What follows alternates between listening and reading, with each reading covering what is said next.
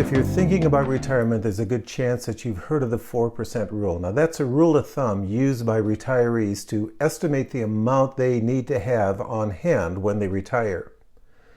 The 4% rule simply states that in your first year of retirement, you can pull out 4% of your retirement portfolio and adjust that upwards by the rate of inflation and probably not run out of money. Now, those are two good things, aren't they? First of all, you don't want to run out of money, obviously. And secondly, you do want to keep track of inflation.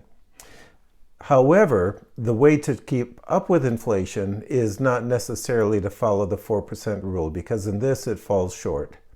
2013, David Blanchett, who was the head of retirement research at Morningstar, published a paper estimating the true cost of retirement.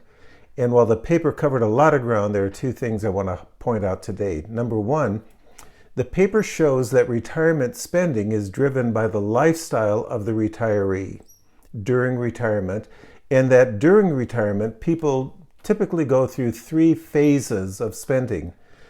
First phase starts right after retirement, and the new retiree at this point in time is usually pretty healthy.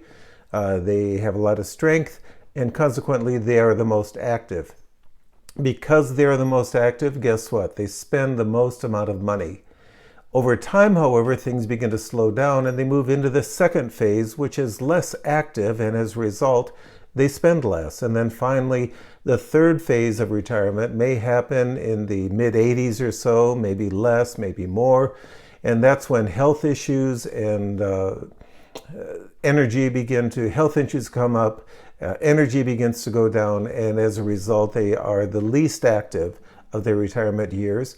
Now, they're concerned about medical costs and healthcare costs, but overall, their spending is pretty limited.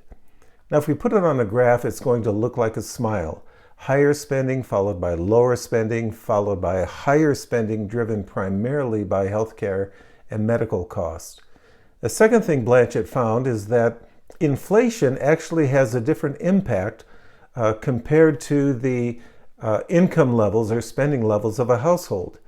For example, he found that if inflation was, we'll say, 3%, and a household had a net average spending of $100,000 a year, the net impact of inflation would be closer to maybe 1% or 2%. That is, that higher spending household would only have to make a very modest adjustment to their overall spending in order to maintain their lifestyle.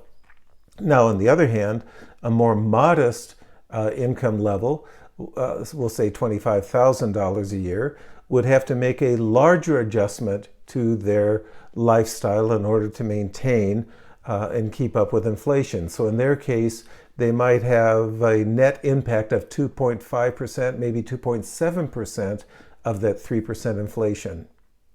Now, what does this mean in planning for your retirement? Well, somebody who is simply following the 4% rule and had $1 million in their retirement account would start out by pulling $40,000 or 4% from their retirement account on their first year of retirement. Then they would make an adjustment, and we'll say inflation is at 3% a year. They will adjust inflation, or they adjust their retirement amount by 3% for the first year and the second year, so that at 20 years, they're withdrawing about $70,000. Now, if you wanted to have more money available during your more active years, you can do that by adjusting the 4% rule. Now, in this case, you might take out 4.6% from your retirement account in the first year, or $46,000, giving yourself about $500 more a month on spending when you are the most active.